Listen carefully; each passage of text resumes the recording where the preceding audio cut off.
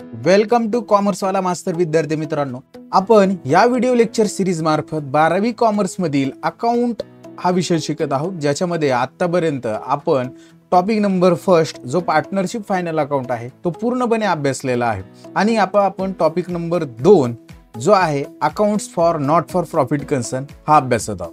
याच्यामध्ये आतापर्यंत आपण थिअरॉटिकल पार्ट पूर्णपणे अभ्यासलेला आहे, बेसिक कन्सेप्ट अभ्यासलेले आहेत, ॲडजस्टमेंट अभ्यासलेला आहे, त्याचबरोबर सॉल्व एक्झाम्पल नंबर 17 पर्यंत सगळे एक्झाम्पल आपण सॉल्व करून घेतलेले आहेत। हे सगळे व्हिडिओ टॉपिक नंबर फर्स्ट आणि आतापर्यंत झालेले टॉपिक नंबर 2 चे व्हिडिओ जर तुम्हाला बघायचे असतील तर त्या व्हिडिओची प्लेलिस्टची लिंक मी डिस्क्रिप्शन बॉक्समध्ये दिलेली आहे, तिथे जाऊन तुम्ही ते बघा। सुरुवातीपासून सगळे व्हिडिओ बघितले तर आता मी काय सांगतो हे तुम्हाला समजणार आहे आणि हा व्हिडिओ देखील पूर्णपणे बघा, जेणेकरून या व्हिडिओमध्ये आपण एक्झाम्पल नंबर 18 समजून घेणार आहे, ते तुम्हाला व्यवस्थित समजेल। आणि या व्हिडिओमध्ये तुम्ही पहिल्यांदाच आलेला असेल तर या चॅनलला सबस्क्राइब करायला विसरायचं नाही आणि व्हिडिओ आवडला तर तुमच्या वर्ग मित्रांना देखील शेअर करा, व्हिडिओला लाईक करा। तुमचे काही सजेशन असतील तर ते कमेंट बॉक्समध्ये नक्की आम्हाला कळवा, जेणेकरून आम्ही देखील आमच्यामध्ये सुधारणा करण्याचा नक्कीच प्रयत्न करू। तर आता कोणताही वेळ वाया न घालवता आपण आपलं आजचे एक्झाम्पल नंबर 18 सॉल्व करून घेऊया। तर चला सुरुवात करू। आपली मेथड सर्वांना माहीत झालेली आहे। आता आपण काय करतो, पहिल्यांदा एक्झाम्पल रीड करतो, व्यवस्थित समजून घेतो आणि त्याच्यानंतर सॉल्व करायला सुरुवात करतो। तर पहिल्यांदा एक्झाम्पल वाचूया। From the following receipt and payment account of Bhaurao Patil polytechnic college, एक कॉलेज आहे नागपूरचं, for their year ending 31 March 2019। आपल्याला रिसिप्ट अँड पेमेंट अकाउंट दिलेले 31 मार्च 2019 आणि ॲडिशनल इन्फॉर्मेशन पण दिलेली। याच्यावरून प्रिपेअर इन्कम आणि expenditure account for the year ended 31 March 2019 आणि त्याचसोबत बॅलन्स शीट सुद्धा बनवायचे आहे।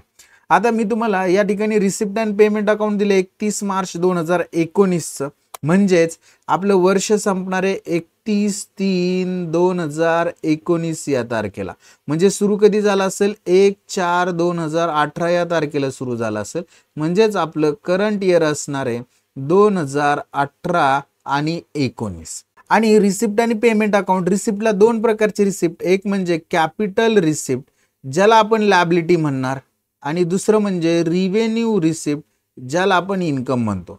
हे कॅपिटल रिसिप्ट, रिव्हेन्यू रिसिप्ट काय असतं हे सुरुवातीचं थिअरॉटिकल लेक्चर, बेसिकचे लेक्चर्स आहेत, त्याच्यामध्ये पूर्णपणे डिटेलमध्ये डिस्कस केलेले आहेत, ते तुम्ही बघा, त्याची लिंक डिस्क्रिप्शन बॉक्समध्ये आहेच। तर ज्या आता म्हणजेच रिसिप्ट साईडला ज्या अमाऊंट दिलेल्या असतील ह्या एकतर लायबिलिटीच्या असतील किंवा इन्कमच्या असतील, मग आपल्याला फक्त समजून घ्यायचं आहे की बाबा लायबिलिटी आहे का इन्कम आहे। आणि एक गोष्ट लक्षात घ्या, रिसिप्ट अँड पेमेंट अकाउंट दिलंय म्हटल्यानंतर कॅपिटल फंड दिलेला आहे का ते बघायचं। तर खाली ॲडिशनल इन्फॉर्मेशन मध्ये आपल्याला त्यांनी या ठिकाणी कॅपिटल फंडची अमाऊंट दिली 6,11,000, म्हणजे आपल्याला ओपनिंगची बॅलन्स शीट बनवायची आवश्यकता नाही आहे। तर आता रिसिप्टचे आयटम कुठं जातात ते इन शॉर्ट लिहून घेऊया। First balance brought down, cash आणि बँकचा आपण इग्नोर करणार, इंटरेस्ट आपला इन्कम आहे, डोनेशन सुद्धा इन्कम आहे, ट्युशन फी सुद्धा इन्कम आहे, ॲडमिशन फी सुद्धा इन्कम आहे, टर्म फी इन्कम आहे, ड्रामा रिसिप्ट इन्कम आहे, rent from use of hall हा सुद्धा इन्कम आहे आणि लेगसीज कंसात बनले कॅपिटल, म्हणजे हे लायबिलिटी आपल्याला हे कॅपिटल फंड मध्ये ऍड करावं लागणार आहे। आणि एक्सपेंडिचर म्हणजेच पेमेंट साईडला 2 प्रकारचे पेमेंट, एक म्हणजे कॅपिटल पेमेंट, कॅपिटल पेमेंट तुमचे असेट असणार आहे त्या ऑर्गनायझेशनची, आणि दुसरं म्हणजे रिव्हेन्यू पेमेंट, रिव्हेन्यू पेमेंट हे तुमचे एक्सपेन्सेस असणार आहे। आता कॅपिटल पेमेंट, रिव्हेन्यू पेमेंट म्हणजे काय हे बेसिक कन्सेप्ट मध्ये आपण समजून घेतलेले, त्याचे व्हिडिओ तुम्ही बघा। तर याच्यामध्ये पेमेंटला ज्या अमाऊंट असणार आहे ते एकतर कशाच्या असतील, तुमच्या असेटच्या असतील किंवा एक्सपेन्सेसच्या असतील, मग आपल्याला तेच शोधायचे। पेमेंटला जे आयटम दिलेले ते असेट आहेत की एक्सपेन्सेस आहे, त्याच्यामध्ये सॅलरी टू टीचिंग स्टाफ हा एक्सपेन्सेस आहे, त्याच्यानंतर सॅलरी टू ऑफिस स्टाफ दिलेला आहे त्यांनी, हा देखील एक्सपेन्सेस आहे, प्रिंटिंग अँड स्टेशनरी एक्सपेन्सेस आहे, बुक्स आपली असेट आहे, जुने बुक्स जर दिलेले असतील तर ते जुन्या बुक्समध्ये म्हणजेच आपल्या ओल्ड बुक्समध्ये आपल्याला ॲड करावं लागेल आणि ओल्ड बुक्स आपल्याला दिलेले आहेत, कुठं दिलेले आहेत ते पण सांगतो बघा। या ठिकाणी ॲडिशनल इन्फॉर्मेशन दिलेली आणि ॲडिशनल इन्फॉर्मेशन मध्ये इथं 1/4/2018 एक तारीख आहे आणि 31/3/2019 आहे, म्हणजेच हे जे ओपनिंगची तारीख आहे वर्षाच्या सुरुवातीची, म्हणजे वर्षाची ही ओपनिंग म्हणजेच लास्ट इयरचे बॅलन्सेस आहे, लास्ट इयरचे, आणि ही जी आहे आपल्या करंट इयरची क्लोजिंगची तारीख आहे, म्हणजे हे कोणतं इयर असणार आहे करंट इयर असणार आहे.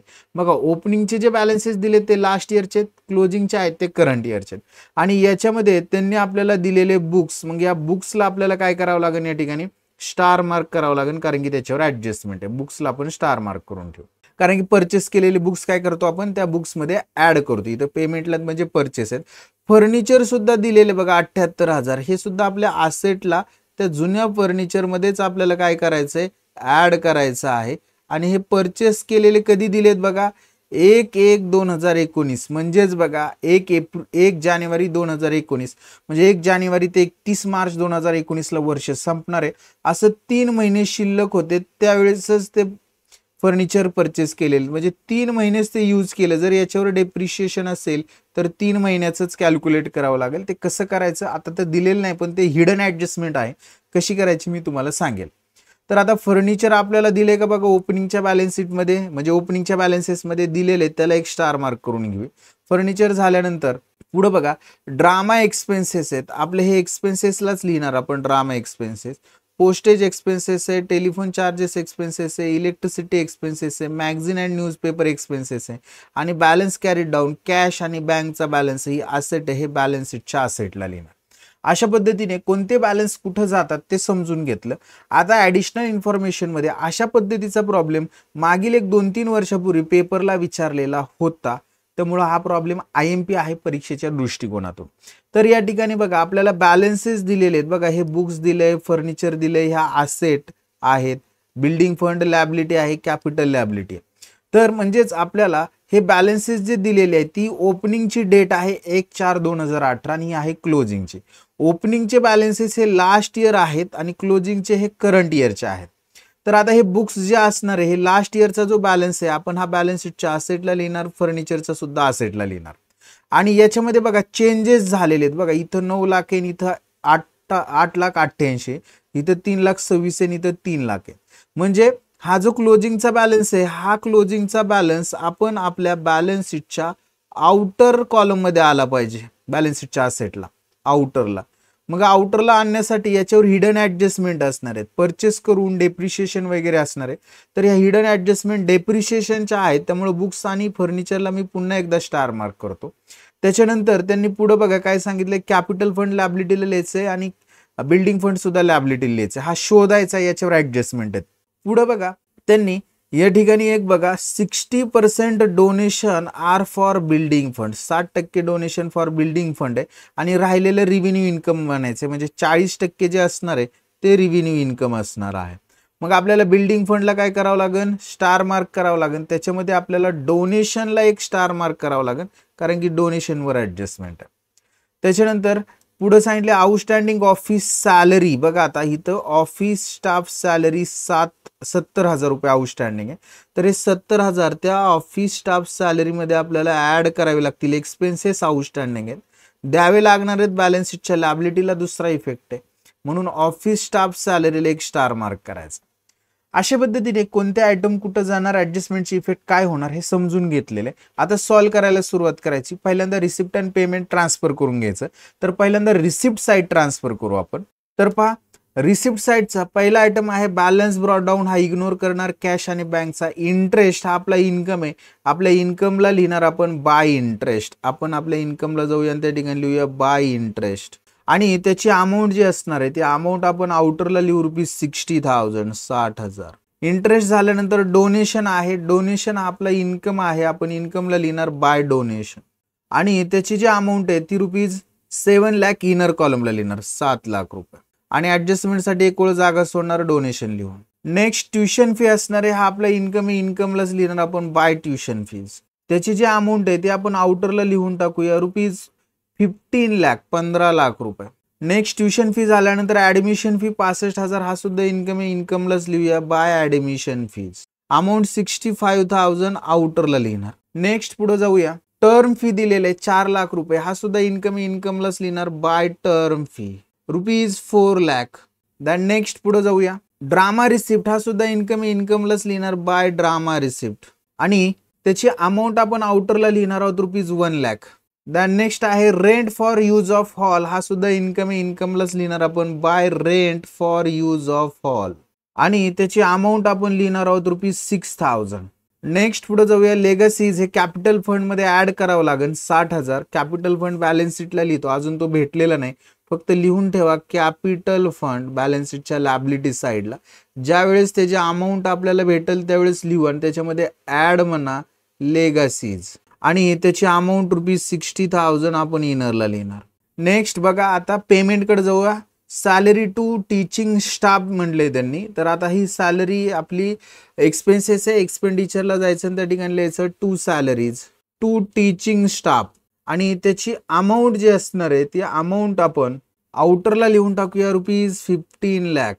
Next salary to office staff 8,55,000 हा एक्सपेंडिचर इनरला लिहिणार कारण की त्याच्यावर ऍडजस्टमेंट आहे. To salary to office staff amount इनरला लिहिणार 8,55,000 आणि एक लाईन जागा सोडणार ऍडजस्टमेंटसाठी. नेक्स्ट बघा, प्रिंटिंग अँड स्टेशनरी हा एक्सपेंडिचर आहे, आपण एक्सपेंडिचरलाच लिहिणार आहोत. टू प्रिंटिंग अँड स्टेशनरी आणि त्याची अमाऊंट आपण आउटर कॉलमला लिहून टाकणार ₹27,000 27,000. नेक्स्ट बघा, बुक्स ही आपली असेट आहे 88,000. बॅलन्स शीटच्या असेटला आपल्याला अजून बुक्सची अमाऊंट भेटलेली नाही, पण आपण लिहून ठेवूया असेट बुक्स आणि ज्या वेळेस भेटेल त्याची अमाऊंट इनरला लिहूया. त्या इनरच्या अमाऊंट मध्ये आता जे परचेस केलेले बुक्स आहेत ते ऍड करायचे, पेमेंटला दिसत आहेत म्हणून add purchase of new books amount 88,000 88,000 इनरला लिहिणार आणि याच्यावर डेप्रिशिएशनची पण ऍडजस्टमेंट आहे, हिडन ऍडजस्टमेंट, त्याच्यामुळे एक ओळ अजून जागा सोडणार म्हणजे 2 ओळी जागा सोडणार. नेक्स्ट बुक्स झाल्यानंतर फर्निचर आहे, फर्निचर सेम आहे, बॅलन्स शीटच्या असेटला जायचं, इनरला आपण लिहिणार आहोत फर्निचर म्हणजे फर्निचर लिहा, त्याच्या अमाऊंट ज्यावेळेस भेटेल त्यावेळेस लिहूया आणि याच्यामध्ये ऍड म्हणायचं परचेस ऑफ न्यू फर्निचर आणि त्याची अमाऊंट आपण त्या ठिकाणी लिहिणार आहोत ₹78,000 78,000 आणि या ठिकाणी एक ओळ जागा सोडणार फर्निचर लिहिल्यानंतर. पुढच्या ऍडजस्टमेंटसाठी 2 ओळी जागा सोडायच्या.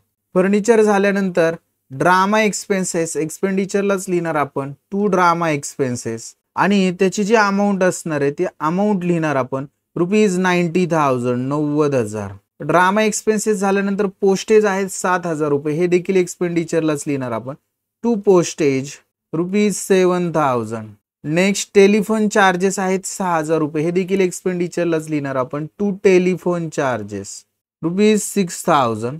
द नेक्स्ट इलेक्ट्रिसिटी दिलेले आपल्याला 61,000, हे देखील एक्सपेंडिचरलाच लिहायचं टू इलेक्ट्रिसिटी 61,000.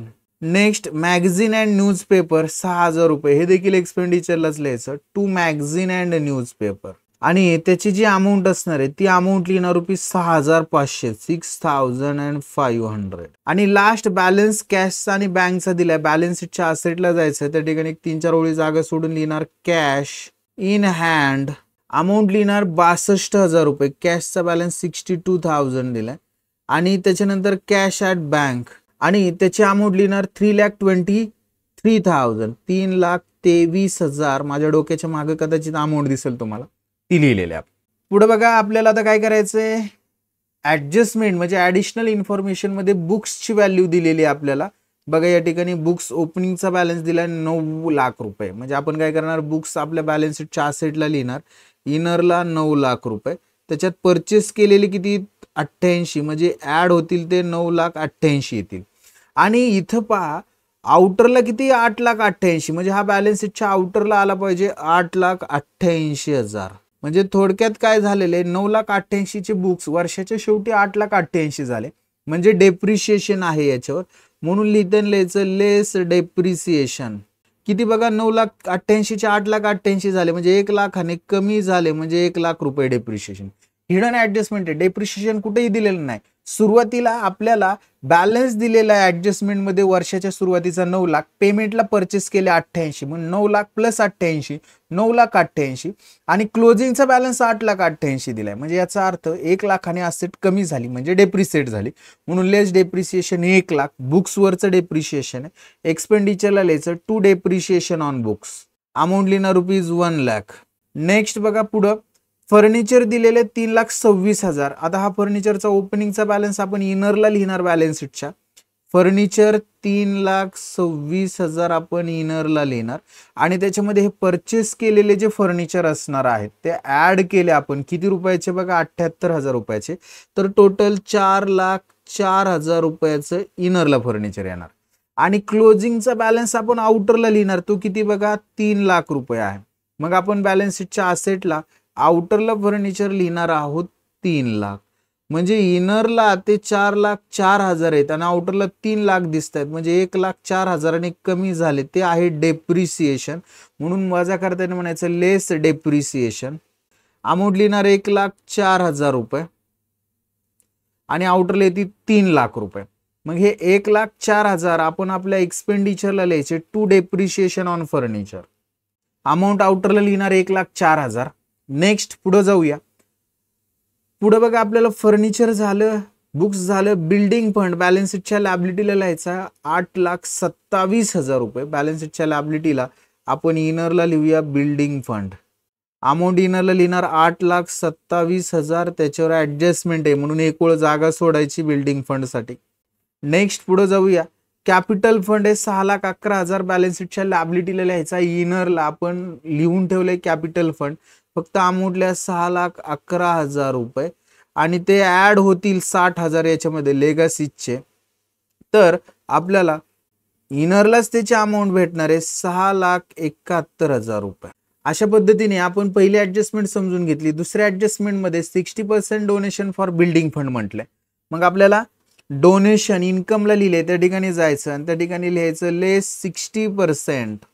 डोनेशन मधून लेस करायचे लेस 60% फॉर बिल्डिंग फंड. तर बघा 7,00,000च्या 60%, 7,5,35, 7,42 म्हणजे 4,20,000 रुपये. 60% अमाऊंट वजा होईल 7,00,000 मधनं बिल्डिंग फंड साठीची.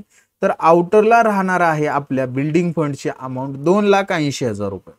आणि याचा दुसरा इफेक्ट 4,20,000 आपण बिल्डिंग फंड बॅलन्स शीटच्या लायबिलिटीला लिहिले त्या ठिकाणी म्हणायचं ऍड 60% डोनेशन आणि अमाऊंट लिहिणार आहोत 4,20,000 आणि याची आउटरला टोटल 12,47,000 झाले. एक 2 नंबर ऍडजस्टमेंट. 3 नंबर मध्ये आउटस्टँडिंग स्टाफ सॅलरी ते ऍड करायचं. आउटस्टँडिंग एक्सपेन्सेस त्या पर्टिक्युलर एक्सपेन्सेस मध्ये ऍड म्हणजे स्टाफ सॅलरी मध्ये ऍड म्हणायचं आउटस्टँडिंग सॅलरीज. अमाऊंट बघा किती आपल्याला ऍडजस्टमेंट मध्ये 70,000 रुपये आहे तर ते त्या ठिकाणी आपण ऍड करू ₹70,000. 70,000 तर ऍड झाले 70,000. आउटरला येतील 9,25,000 आणि याचा दुसरा इफेक्ट बॅलन्स शीटच्या लायबिलिटीला लिहायचं आउटस्टँडिंग सॅलरी टू स्टाफ आणि अमाऊंट लिहिणार 70,000 आउटर कॉलम. अशा पद्धतीने सगळ्या ऍडजस्टमेंट झालेल्या आहेत. आता क्लोज करायला सुरुवात करायची. पहिल्यांदा आपण income and expenditure account close करणार. जर अंदाज घेतला तर एक्सपेंडिचरची टोटल जास्त असणार आहे. तर एक्सपेंडिचरची टोटल 28,26,500. तेच आपण इन्कमला लिहिणार 28,26,500 आणि त्याच्यामधून या सगळ्या इन्कमच्या अमाऊंट जर वजा केल्या तर आपल्याला balancing figure as a deficit म्हणून भेटणार आहे 4,15,000.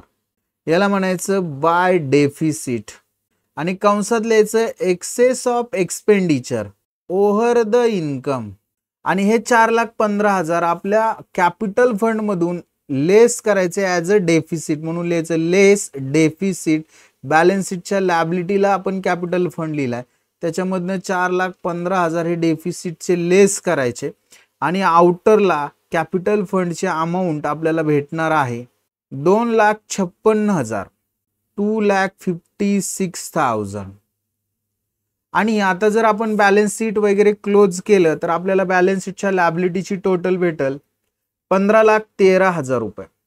सॉरी 15,73,000 15,73,000 हीच असेटची टोटल असणार आहे 15,73,000.